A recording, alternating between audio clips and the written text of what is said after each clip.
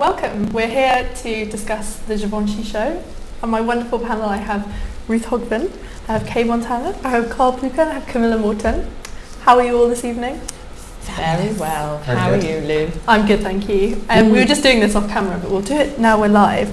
What's everyone been enjoying this season? What's been the highlight shows for you, whether it's in Paris or generally? Well, I don't want to.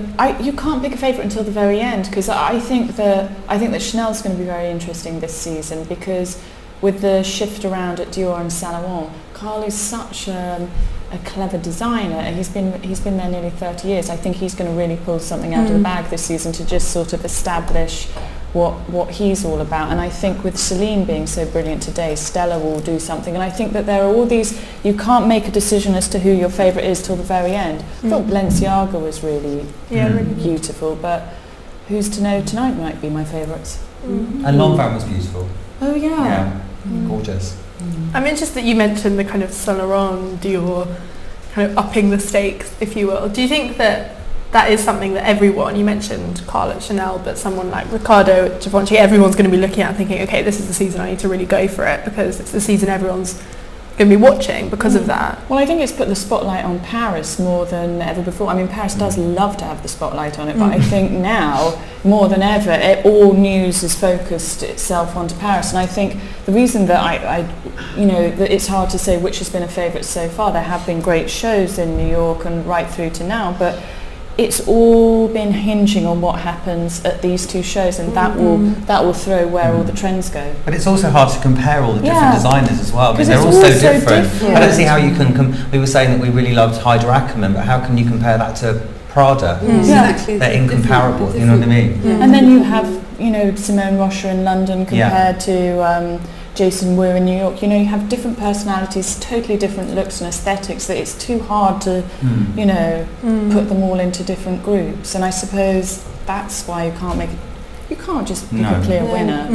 Exactly. Who knows where they're all going to end up, because in a year and a half certain things are going to appear in the high street. So I guess, actually far less time than that, probably a couple of months. So I guess that's when you can see which one is the most powerful. Yeah. It's interesting that you mentioned the high street in the context of Givenchy, because I think especially the last few collections we've really seen that sort of filter down effect, perhaps with last spring summer with those peplums, which was he kind of sprinkled in. And do you think that is a mark of a collection's success, if you see that complete kind of filter down? Not really, no. I think that right now a successful collection on the runway in, say, Paris is great when it can't be copied by the high street. And I think we're seeing that a lot more, particularly in the last 2 seasons. If you look at Balmain, for example, it's impossible for the high street to copy those clothes and produce them for a reasonable price. Yeah, it's true. But then at the same time, only a fraction of people will be wearing them. Because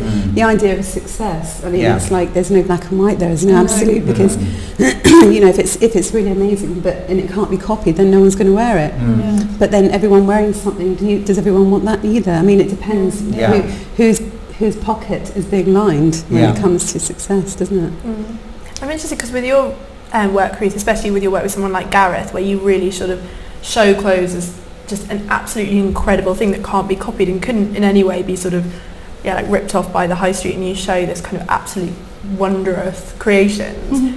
Is that how you would measure sort of the success of a collection, when you just get that kind of wow feeling from a piece? I think that's, it makes your heart pound, and you're just sort of absolutely in love and in awe and want to see it, lines, shapes and structure. I think, success is something that just makes you desperate to work with that person and desperate to have that vision in front of you. That's definitely a success. It's something that's inspiring, and there have been so many shows that, like you were saying, so many different reasons why they're inspiring, so many different angles of why they're inspiring. But I think for me as a filmmaker, if something is just making me go hungry for it, then that's exactly it's doing its job, and that's Exactly. And I think if someone continues to be a reliable inspiration each time, they're always coming up with something brilliant. Yeah. I think it's not necessarily about the gimmick of what they're creating. It's about the fact that their point of view, they're always going to come up with something, because no one can copy that. No one can ever be you if you have that a great point No of one view. can copy your voice. No, exactly. So I I think, think Gareth was really stand out. Me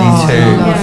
I loved it. He was beautiful this season. I thought that was really. It It was a turning point, wasn't it? I think I cried actually. Have you already done something on this collection, or are you going to do No, I've something? emailed him frantically going, Have you made your personal order? I wish, but I was like, oh, we have to do something now. And he's like, all right, calm down. I'll be back to London soon. So when you do your collaborations, do you tend to start on the brief before the collection's shown or afterwards? Or Oh, well, how when do you... we've done one film, the other side of a collection. Right. And that was it's a very different film because it's not a collection film, and it's it was 3 minutes instead of 15 minutes. Like it was 5 outfits instead of 30 outfits. So, and it's a very, very, very different thing. 'Cause when you're doing a show film, I've got to show the clothes long enough for everybody to understand them, and not look too long so everyone's bored out of their brains. So it's a really, really fine balance to get that right. But when we're doing a film for the show, we talk a long time beforehand. And do you prefer, because he seems to me somebody that would suit film well, perhaps more than a runway performance. How do you perceive him on the runway? Do you think he worked? I mean, I thought this runway was actually knockout, but I would have loved to have been. I wish I was there and I'd seen it there. Oh, were you not there? No, I wasn't there. I had to edit, and I've been chained to my desk. Yeah, but it was I just thought it was beautiful. But I think Gareth works whatever format because he's really talented. Yeah. So I think no matter what format, he'll do something really intelligent and interesting. It's great that you're mentioning formats, so things like film or versus runway, because that's something that's actually very apt for looking at Givenchy, especially if you look at the way he's shown his couture collections and made that conscious decision of saying I don't want to do a runway, and he does these kind of elaborate showroom presentations referring back to obviously like the history of the brand. And do you think I've asked this in a few of our live panel discussions. I've always found the response really interesting, which is the changing ways in which fashion should be presented. So whether it is something like film, given how much fashion is viewed online, or whether it's a salon presentation like he does with his couture, whether it's runway. Do you think that we are starting to see a kind of fashion isn't fetishizing the runway in the way it was anymore? And do you think that's a good thing?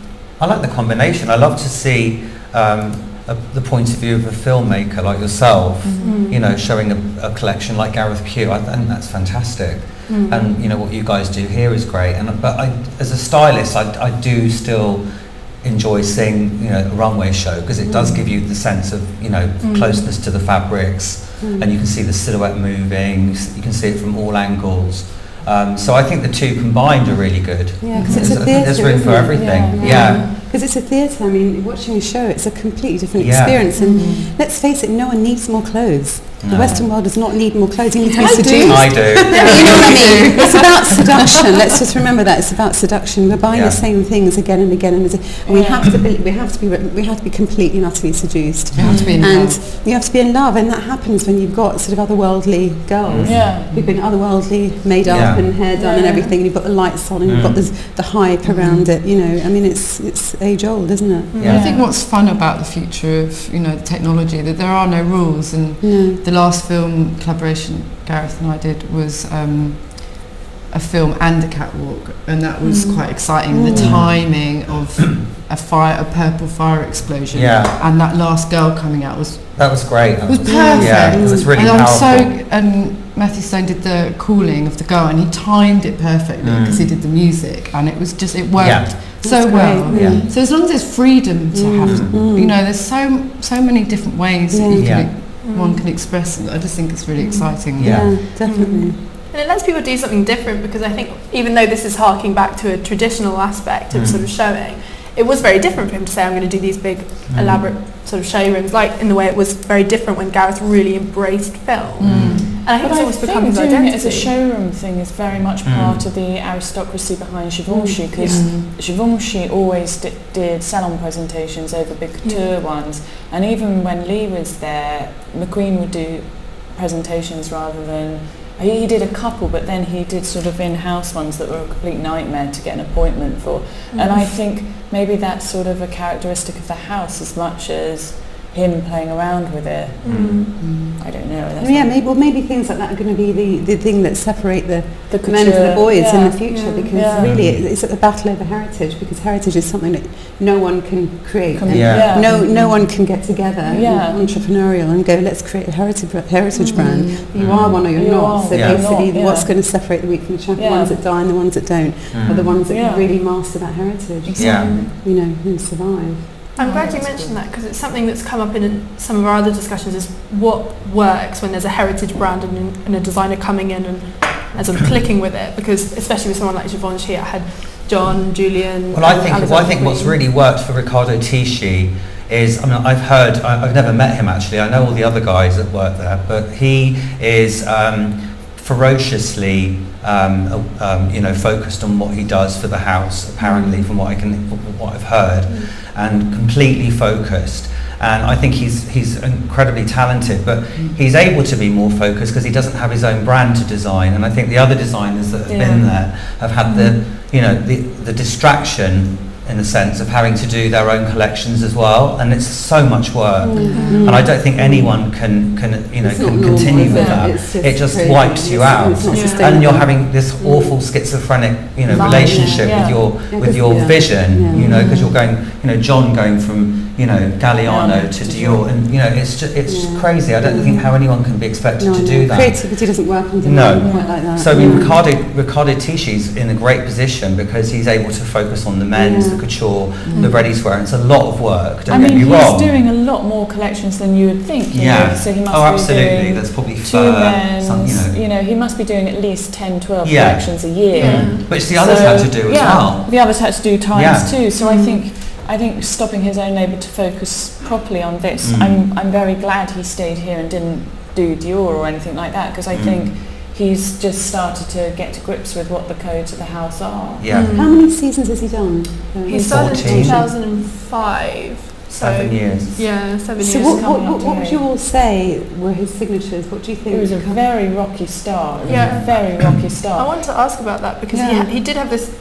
I wanted to ask when you mentioned this kind of hunger for clothes, because what was interesting with his size, there was women like shoppers and customers who loved it and kind of got it, but then editors perhaps didn't in the same way. And there's a great interview, I think it's from about 2007 or 8, with Cathy Horn, where she says, editors don't seem to quite get your clothes, but you have these women that do. And he did have this strange... Well, it was all a bit high concept, wasn't it, at the beginning, the way he presented it. And at the end of the day, as an editor or a stylist or a buyer, you just want to go and see a runway show, really, or film. You just don't... that was all a bit too much for people to cope with, I think. Whereas women seem to... his shopper kind of really seemed to buy into this. That's interesting. So I would have thought it'd be the other way around. Like the fashion would have like the concept, and the shoppers would have liked it. It took a while to crack selling it beyond just the House of Givenchy. But I also think that the makeup, the cosmetics, and that part of it was so strong. The perfume that kind of carried through the sort of like early. What are we doing?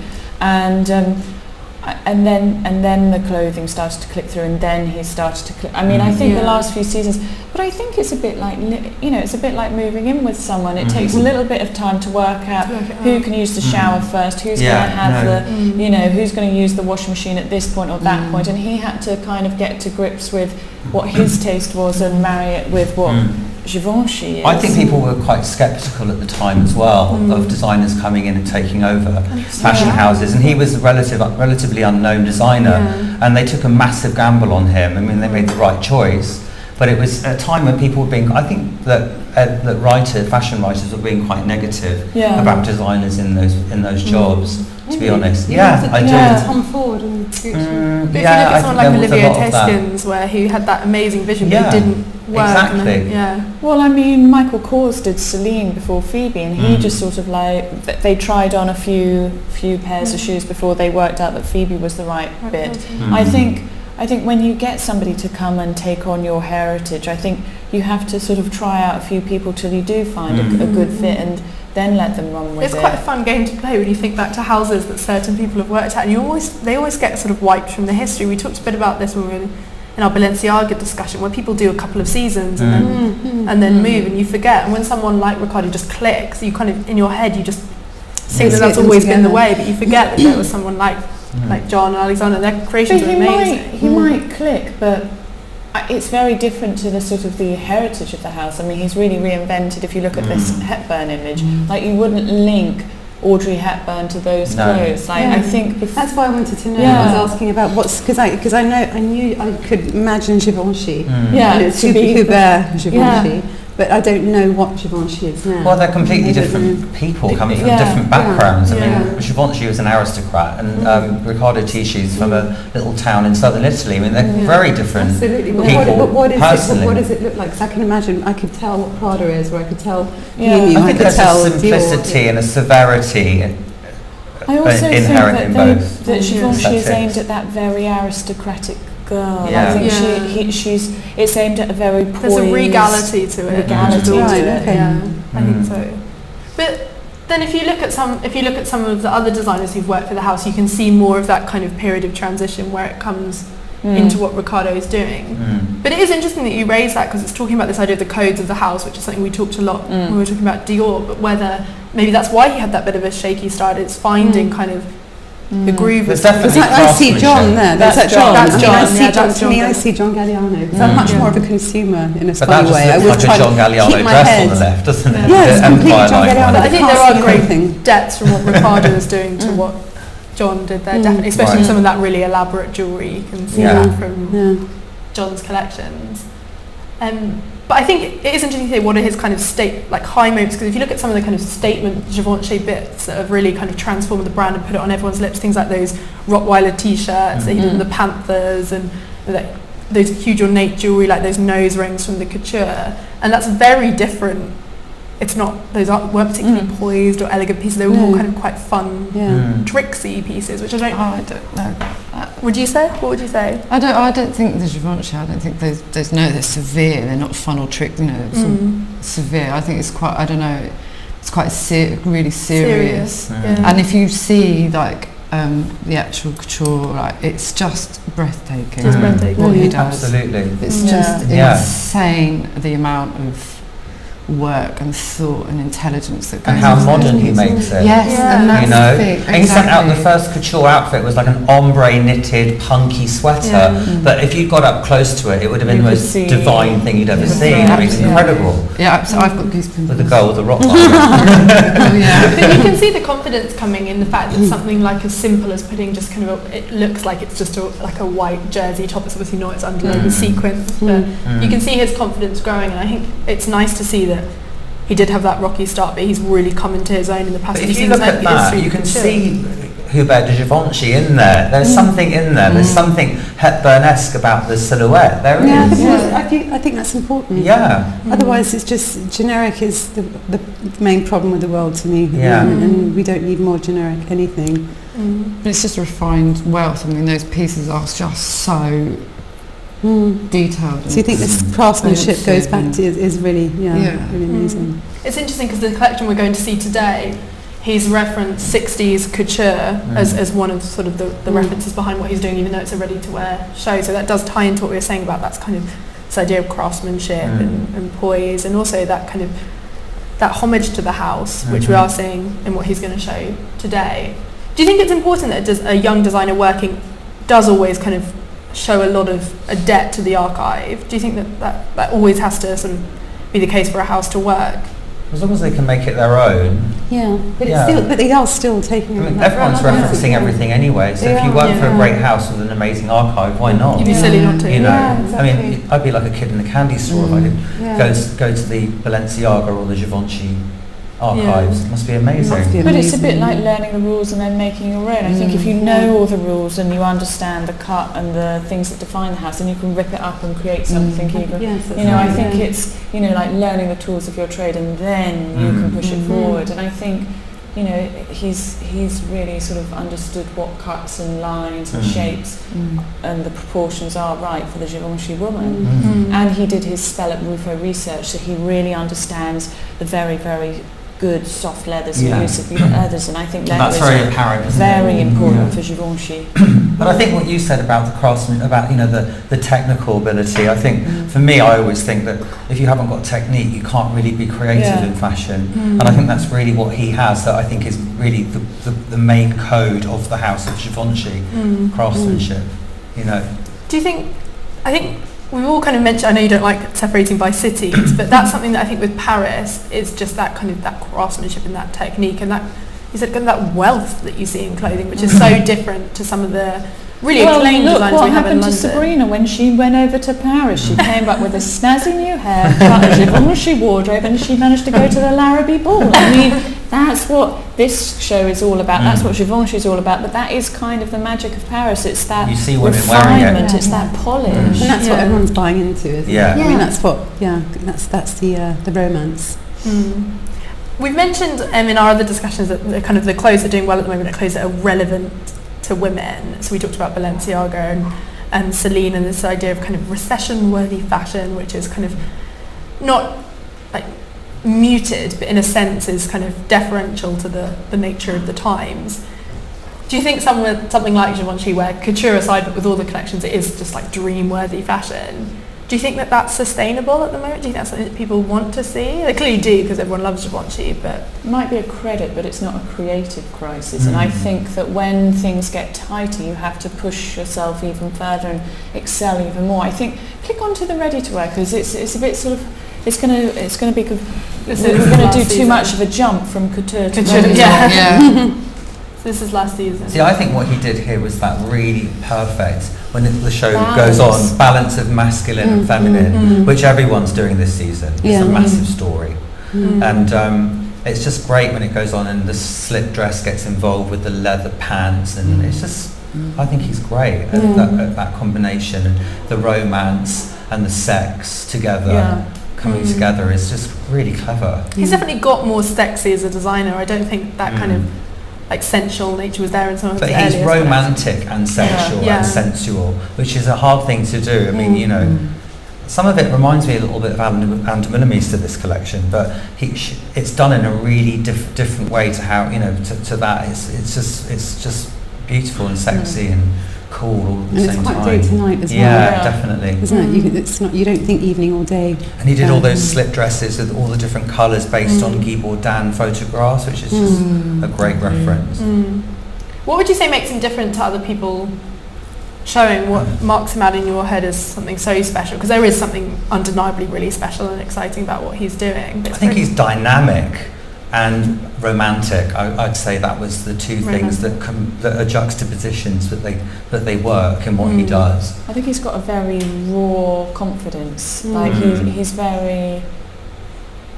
not afraid. He's sort of he knows his woman. He's got all the archives, but he also knows his woman, and he's got Maria Carlo as his muse, Hepburn. but as his Hepburn. And I think he's mixed urban and salon, if you like, and I think that he's got a strength to his woman. She's a bit dangerous, isn't she? I mean, she could be a waif, but then she's also a strong waif. She's got an edge. Definitely. But I think that's kind of what, you know, a modern woman wants, is that mix of femininity, masculinity. I think contradiction is still, and I still think we're still striving as women to have equality in the workplace, and I think actually we're all very extremely aware, well, I am very aware of that, and I think that if that then comes across in what you're wearing, because you don't want to be just like strong, one way or the other.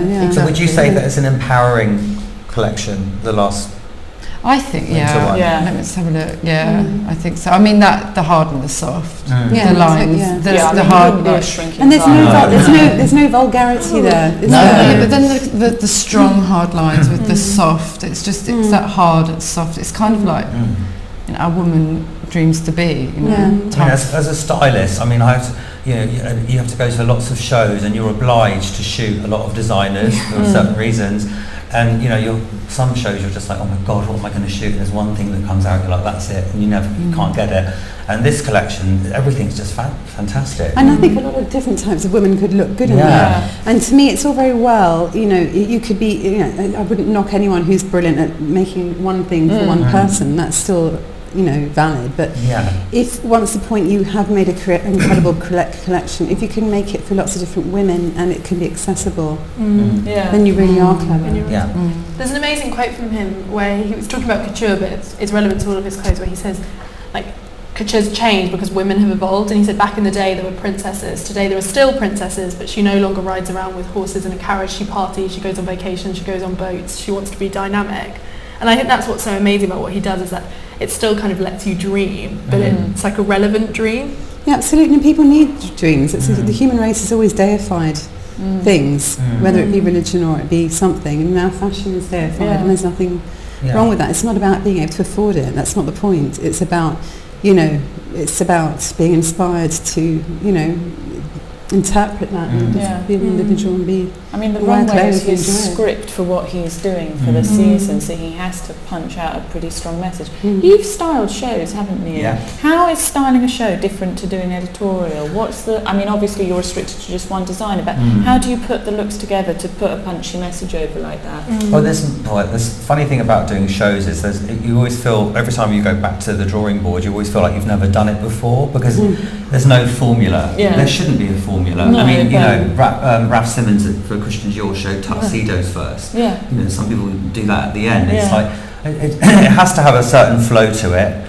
But then sometimes you get too caught up in that, and it's not necessary, because people want to be wowed by the next outfit after the next outfit after the next outfit, and sometimes you see a show and it's like it's all colour coded and it's just boring. But this show, for example, from last fall, it's just every outfit's a complete surprise, and I think that's what he does really well. I mean, I would say there's a funny thing. I was looking back at some of his shows, and I was thinking they are almost like watching a moving French faux Corinne Rockfeld editorial. That's what they look like to me, which is so exciting and brilliant. And I'm not saying that she's had any influence over it, but it feels to me like a moving editorial from a really chic magazine, and that draws me in as a stylist. I think that's fantastic.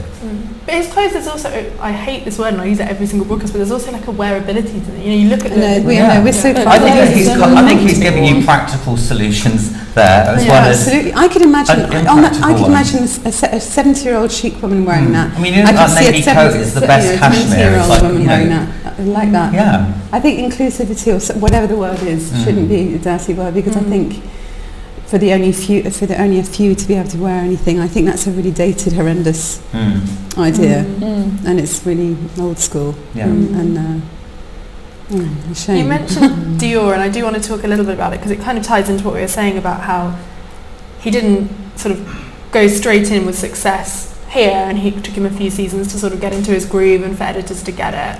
And in a way he had that luxury, that he had that few seasons, and based on things like the perfume, he had that sort of ability to try things out.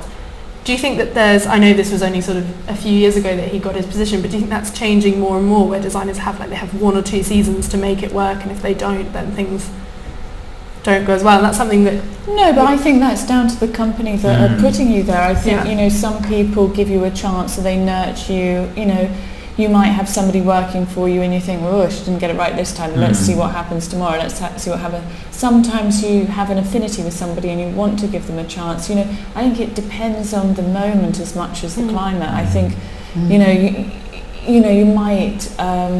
might find somebody that is obsessed with the house and knows all the history and the details, but it's just, it is a relationship. You have to work at it, both sides, to see if it's going to be a success or not. And I think with Twitter, Instagram, all of that, exposing it, I think it makes too many people have an opinion and get past judgment. But at the end of the day, I think the houses have to stay in control of what's right for them and how they're selling and how, Rome wasn't built overnight, and nor can a house. But don't you think people expected Raf Simons to hit the button straight away with that collection the other day?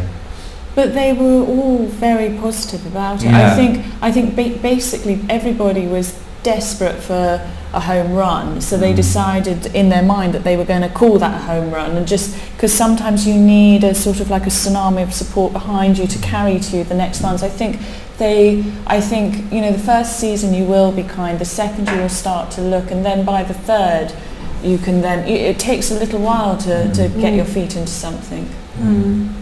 If you've got a great perfume and Yeah. makeup line alongside. Yeah, exactly. Yeah. And also Givenchy does have like a very striking image, and their branding and their cosmetics and their logo. It's such a strong sort of symbol that you know what it stands for. You know, it's something that is quite going to pull you in straight away. And he's got all of his celebrity followers and fans and red carpet. You know, he's crossing the sort of celebrity market as much as the buyers. I think also for say Raffet Dior, it takes a few seasons to get the right people in place. You can't just arrive with it all. We're starting to get the images in from this collection, so shall we have a look? Yeah. So, Ruffle. look. We have ruffles have just been everywhere. That's interesting. Yeah. I do wonder how this happens. It's just like designers all kind of have this moment in their head. They've got spies. Can collective consciousness really be... Everyone's got the same antenna. What No, but I think we're picking up the same stuff. It's the same climate. Because ruffles haven't been done for a few seasons. But they've been scary everywhere. Because we had Balenciaga and then Gareth did ruffles and JW Anderson in London. But ruffles are going to be, Balenciaga and Givenchy is always going to be quite in tandem, because Mr. Givenchy started off as Cristobal Balenciaga was his big mentor, and so there will be that. But I think there's just always something in the ether. Feeling. Yeah, and that's what fashion is. Yeah, that's what it is. Yeah. I mean, And that's why it does That's well. where the magic comes from in a way. When you see it, you think how they all... But there is... Because when we started in New York, you didn't know whether things were going left or right, up or down, bodycon or loose. And it's weird. By Paris, everything starts to neatly jump into the little boxes that you need, and you're like, oh, black and white stripes or piece of music I never want to hear again in my life. There are certain things that just follow you for a month. But what's nice with this opening look is, as much as it's very much kind of on the zeitgeist, it's also a nod to what he did with that incredibly successful last spring summer, where he had those kind of the peplums and the ruffles. It's nice that it's an asymmetric scene. Yeah. And soft as well, which is nice to see. But also strict. Yeah, very strict. What do you think of the makeup and the hair? I think it's great. I quite like the androgyny. And I think because that outfit could be a little bit on the demure side, the woman needs to be the opposite. So the fact that she looks like an androgynous alien, a beautiful one, but quite science fiction, I think it works well. Because if she was traditionally made up with the held hair, that would look like Dynasty. You know what I mean? I'm not saying that's what the dress is, but it's a combination of things Isn't together. the Bettina brows a bit that shape? Yeah. So isn't that the Bettina brows Well, it's as a sort dress? of doing a little bit of a nod to Bettina. Yeah. So he's referencing the house. Yeah, well, he's referencing 60s Givenchy, and he's referencing nuns as well. I knew the opening line had a monastic. It says purity, so you're dead right. Purity, neoclassicism, and the essence of Parisian couture are the driving forces behind this season's feeling, confronting the 1960s archives of Hubert de Givenchy with the aesthetic of nuns and Carlo Molini designs. Riccardo Tisci blends clean and sensual emotions. Let's see the next image, because we need a couple to get into this. Yeah, we do. Ooh. Oh, I like the way the lining echoes the first look, so you do I'd love to see it moving. I'd love to see how heavy the material is. You want to see whether that's stiff or whether that's moving. That thing I always do, go like that. You should have got used to a film, Ruth. Yeah. Well, we can see at the end, that'll be the mark of whether it's a good collection if Ruth is hungry to do it. And they're flats, no? Flats. I think that has a heel. It's a bit flip-floppy. Yeah, flip-floppy, yeah. 60. We can have a look at some of the close-ups, actually. Swing boxy tuxedo. So they've got is it collarless? I said this for the last few, but it's black everywhere as well for spring and summer, which is just interesting to see that. I've never understood why in summer everything has to be like tropical colours. I love wearing black in the summer. That was quite an obvious clerical reference there. Well, Coco Chanel started off inspired by the nuns in the convent where she grew up. So I did that Chanel training camp too. I like the modernity of the tux, but with the... Are these plastic? It's quite punky, that, isn't it? It is, yes. It is. Kilt over Are they plastic or are they metal? I presume it looks like the metal, but with the perspex you can Doesn't she wear a lot of plastic. Givenchy? Does Tilda Swinton wear a lot? That looks very Tilda Swinton. It does look very Tilda. But it's this idea of kind of clothes being something that you bring into your own life and you style it in a way that you want. And I think you see that more and more on the runways. It's less about kind of a head to toe look, even though that might be how it's shot. It's more about you take a piece, and that's how some women would wear it. And that's what's really nice. Yeah, I think that is nice. Yeah. designers doing really well. And I said this for the broadcast room, but someone like J.W. Anderson in London, it's very much about sort of how you would mix it and how you would wear it. I think Ricardo is a really good stylist. Yeah. I don't know if he works with a stylist. I'm not sure, but he puts things together. Yeah, he does really How well. much do you think the like a styling stylist can make or break a show? Depends on the designer's aesthetic, really. It depends. I mean, But this is very important. I think his collections are always about a lot to do with styling as well. I think it's part of his thing. I'd like to know that. Actually. Yeah. No, I don't know whether he does or whether he... Because if I've that's never heard him, of then anyone that's quite a string to his bow, isn't it? It's Mm. quite a different way of approaching it. Is that Sigrid Egren? The girls look very cloney. It's kind of great though, and I don't mind that sometimes. It'd be so great. It makes you focus on the clothes though. It does. It Because they look does. quite uniform, don't Yeah, they? they do. But in a way they don't. In a way, for me, just my imagery, all this makes me think they look like dolls and they've got fake heads on. And Yeah. Right. Yeah.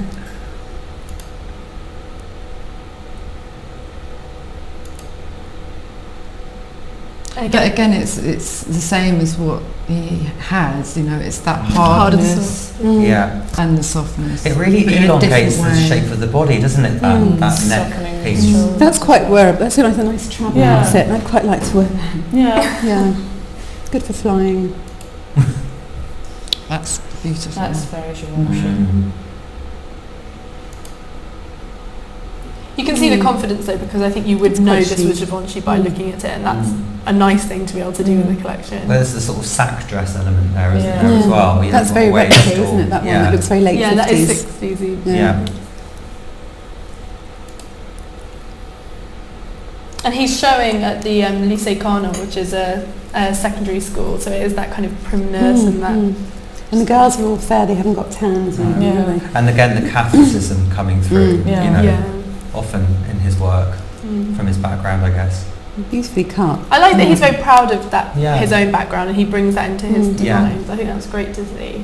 But I think he's very inspired by religion, by his own religion, from his past. I wonder if Mr. Givenchy looks at these things anymore. Because he's still alive. Is he in his 90s now?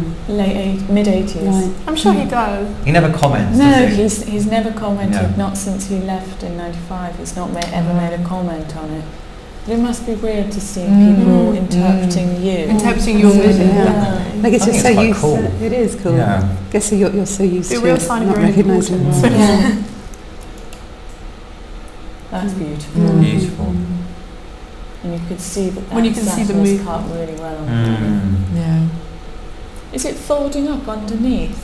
It's a ruffle, which is, and the way she's walking, it's folding. No. Oh, you mean Yeah. here? Yeah, it's loops under. I quite like that. And there's a thing. slit either side. That's very sexy, the looseness of the hem. And I like the simplicity of that footwear.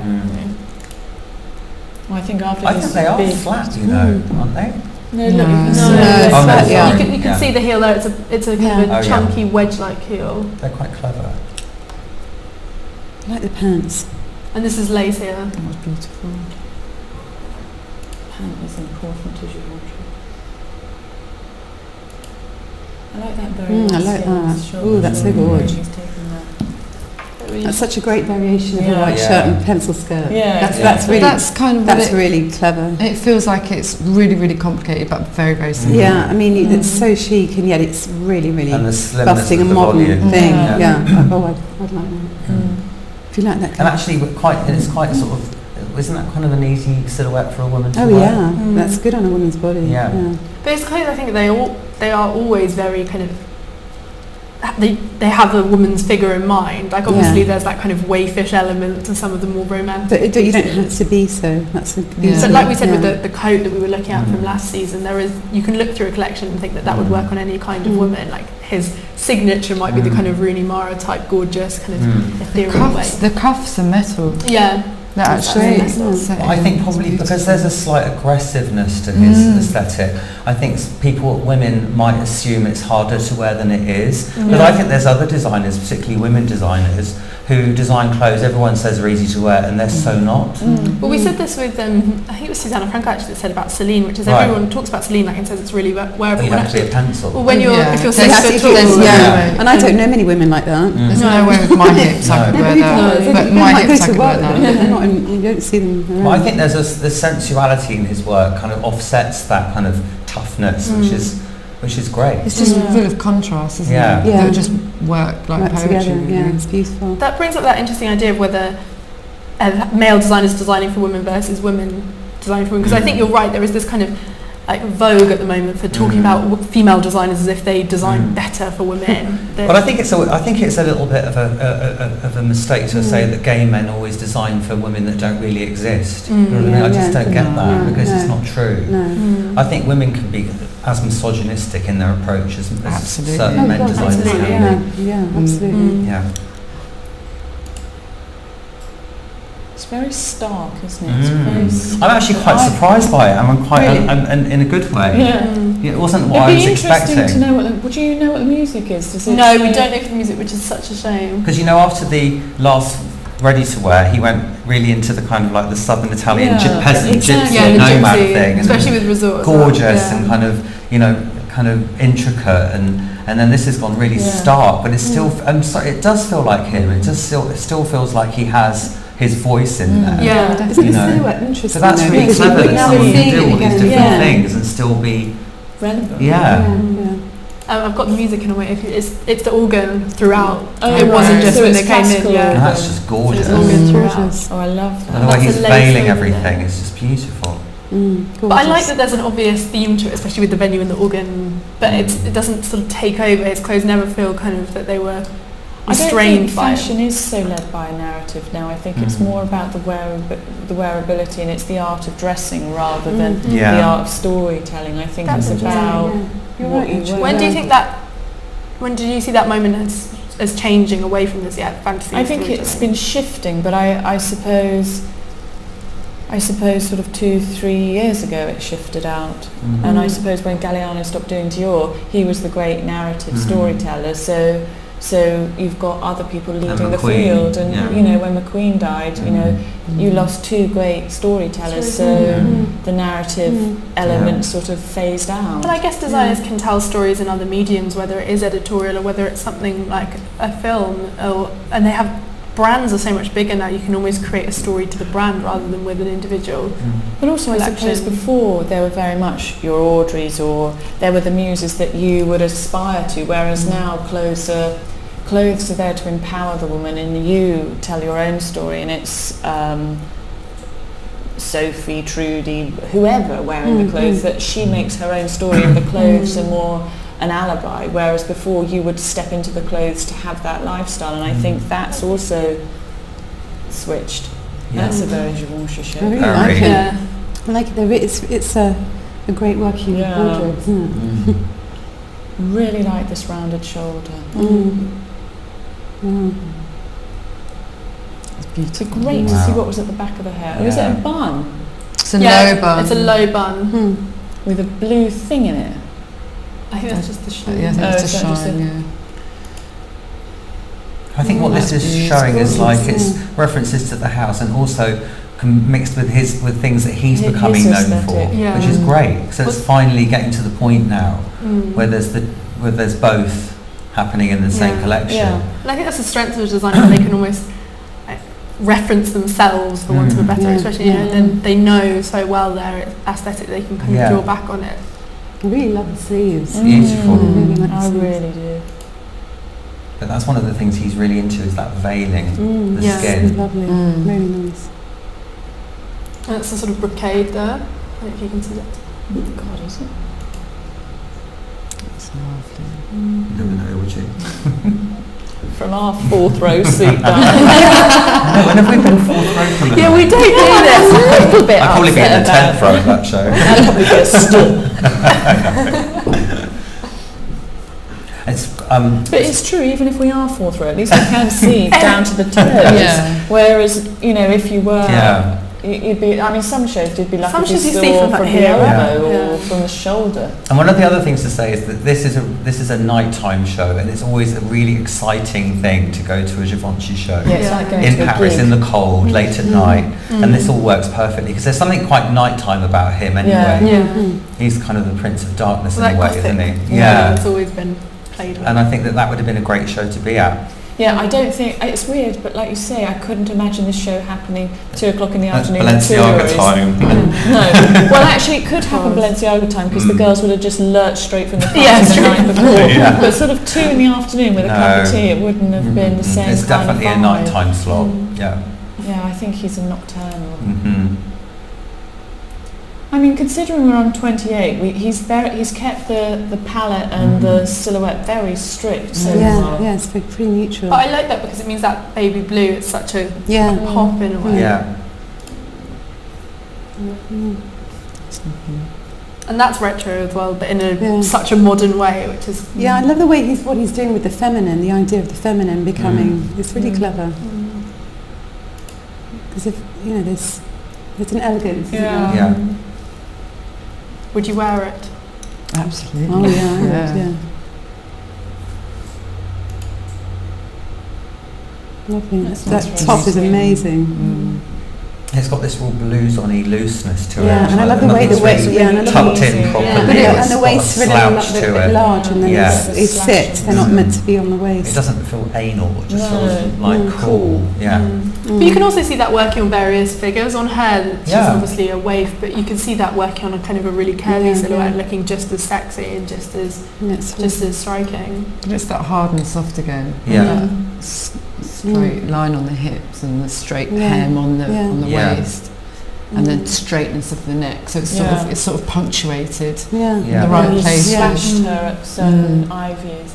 So and that austerity, that polo neck with the flow of the skirt. But it's flowing and it's that beautiful soft colours. But even the blacks with the see-throughness of it and the chiffon of it and she's still so dangerous and beautiful and feminine and floaty, but very dangerous. So it'd be great in a film. This character, like Well, some his kind of woman's always a amazing character. She's always so strong and so exciting. But I think that is an art to getting that right without ever feeling like you're sort of patronising your customer or patronising your shop. You know, when some designers, they turn out these great press releases about kind of new women and what modern women want, and it always feels a bit kind of... but with him, it's just implicit in what he designs, which is, I think, he's never going to say, I'm designing for this kind of... I wonder if he gets Maria Carla to strut around him before, because she's a really great, funny, strong, inspiring woman. I love working with her. And I can see why he's focused on her. Apparently they met at some party once and they just hit it off straight away. And I can see her in his work. Yeah. That's what I'm using. I can see her sort of personality. Yeah. Actually, that's a really beautiful there's an open at the... Because the show we want to see the back, don't we? We'll go to close-ups afterwards. But that's got metal inside. But you can see flashes of glimpses. It's sort of like of beautiful feminine wrist coming through, and all that cover up when she'd walk. Just that glimpse of that feminine. It's sort of like secret sexy. Here's my... A bit Victorian, showing your wrist. Like a nun. And also everything's become so sexy, vulgar, hasn't it? Yeah. Everything's become so vulgar in our world. The media is so vulgar, so it's this kind of woman becomes so much more special. But what would you do if you saw the back of that and it's completely open? It's cut to the butt. Like I'm really sure, just a little strip. That could be quite fab, actually. I'm sure it isn't. Yeah. But what are the shoulder things happening as well? I think it's a metal kind of... it's happening all the skirts all as of well. them. Yeah, there have been quite a few rivets on each. Interesting. Like she's... And that's the trapped in it. Asymmetric dress again. It's like she's clipped into it. Yeah. Like, I guess... See, the one shoulder thing's massive, isn't it? That's just a huge theme. And this cuff, I mean, what's interesting is I can almost see like different cultures in there. That does remind me of those beautiful African women. And then the pants underneath the three-quarter length thing is very Indian. A store in Dubai. It's just like a nun habit, but made really, really modern and sexy and cool. Well, no, but those are very much the patina ruffles, Yeah. and then you've got the Maasai element and Yeah. I mean, it's a timelessness to it. It's so 21st century in that sense, isn't it? Like, if you really had to create a collection which sort of, you know, really kind of got every single type of elegance ever, and made it something which was its own, it would look like this, wouldn't it? But isn't that a Givenchy house code, like effortless elegance? Effortless, you know. And the palette's very Givenchy as well. Yeah. You can see Audrey in this as well. Yeah, you totally could. You could. She might get a bit lost in some of them. Bless her. She's a bit frail, a bit tiny. They're here. Should we give them a round of applause? Yes. Well done. That was impressive. Should we have a look at some of the close-ups? Yes, please. Yeah. And the bags. And the back. We want to see if I'm hoping we have bags. the makeup's close-ups. stunning. Not too many in here yet, but we can see the shoes. Okay. And that's that metal again. Oh, and that plastic, that's so great. You see, it's feminine and yet dangerous. That's what I find so interesting. Normally dangerous is hard and threatening. Look at her foot, it looks like a lion's claw. Yeah. Doesn't it? I think we've got a photo, Amy's just said on my hippies, we've got a photo on our Coming In From Us that shows the back, so we'll have a look. Talking about Audrey, Fabulous. I was doing a bit of research. Yeah. And what I loved about, what I read about him was that when he didn't just get hired by LVMH, like they didn't just pluck him out of nowhere, he had to apply for the job, but he was asked to apply, and there was other people up for the same job, and he was the only one who didn't reference Audrey Hepburn. Wow. Really? Yeah. Which is quite interesting. Yeah, that makes sense. Yeah. But there's a confidence, isn't it? Yeah, absolutely. He didn't need to do that. That's, a you bit can like see the back auditioning to be there. Marilyn and not wearing a blonde wig. Yeah. It sort of shows a certain originality. And realising this is about the essence, not Everyone else did like Certain capri dots, pants. And like That back is just incredible. You can see the ruffles go the right way. And what look was that one from? And I'm not sure exactly which look, but... So it's a I totally like the different light. silhouette from the back. Yeah, it's a total soft And you silhouette. can see... Oh, Right, See, that's amazing, isn't it? Wow, that's so gorgeous. and you can even just there where it's a less less pronounced. dramatic. I think that one there is definitely my favourite. Yeah, and the that's metal very around the nice. whole way around. Gorgeous. It's incredible. Should we have a look at more of the close? Good prediction. Yeah, on it. I just like the way they Beautiful look hair. so austere. Yeah, the hair is absolutely The beautiful. makeup and hair is great. And that makeup going... It's beautiful. Oh wow, those shoes are just amazing. Gorgeous. It looks like that almost would come out to kind of be like a spare. That's great. I mean, that's a totally new shoe. Yeah. It is. And that's Just not when you hard think to you do. can't do another shape, Yeah. there we go. But you always feel that with his collections, even if it's just in one detail, whether it's the Yeah. shoe, you always feel there is this kind of newness, there's an element of, oh, I've never quite seen that in that way before. And technically, you know, it feels different. So what's our gut reaction? Do you think everyone will... I think it Oh, I would think be it's a a huge, massive We've got to hit. love that. Yeah. huge What's not to reaction, love? Yeah. And I think it's also a hit, but in a sort of a quiet, Quiet way. He's not yeah. shouting his mouth off because there's no point this season, is there? 'Cause Yeah. everyone's really focusing kind on of- free designers. Yeah. But he's No, done a but great also job. I think he doesn't need to sort of like brand it. I think he's confident enough to slick it back and say, this is what I am. And I think that he's got a very strong Givenchy vision, and I think it will be very popular next season. It's a lovely note to end on. So should we give him another round of applause? Yay.